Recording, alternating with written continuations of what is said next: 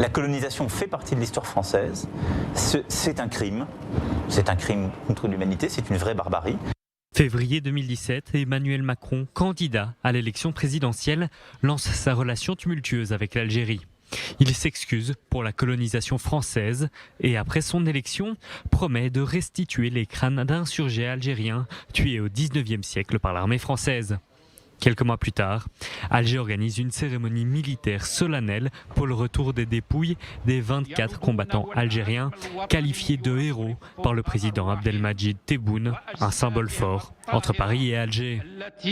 Janvier 2021, Benjamin Stora, historien, remet à Emmanuel Macron son rapport sur la colonisation et la guerre d'Algérie.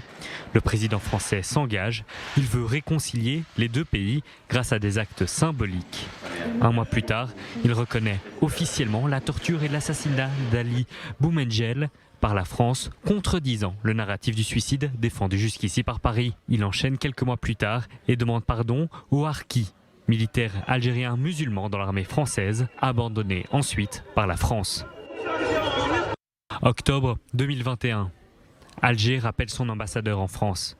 Emmanuel Macron a affirmé que l'Algérie s'est construite sur une rente mémorielle entretenue par le système politico-militaire.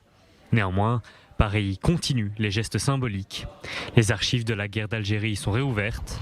Plus tard, le président français qualifie les crimes de Maurice Papon d'inexcusables. Préfet de police de Paris au début des années 60, ces hommes sont responsables du massacre de dizaines, voire centaines d'Algériens manifestant dans la capitale française le 17 octobre 1961.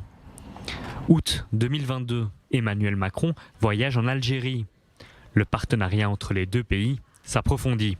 Il est suivi quelques mois plus tard par sa première ministre, Elisabeth Borne, et une quinzaine de ministres supplémentaires.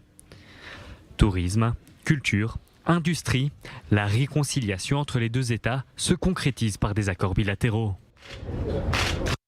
Décembre 2022.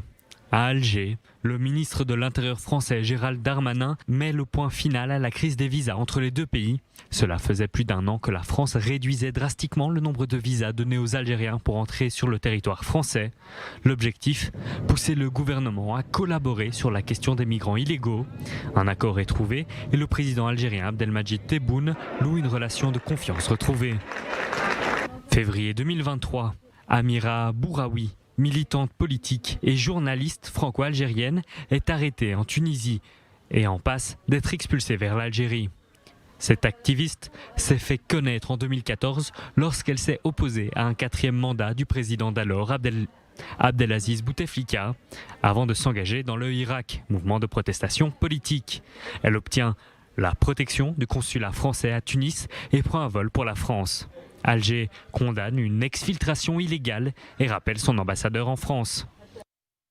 Mars 2023, fin des tensions entre les deux États. Emmanuel Macron et Abdelmadjid Tebboune tournent la page de la dernière crise diplomatique entre les deux pays. Un nouvel ambassadeur algérien en France serait sur le point d'être nommé.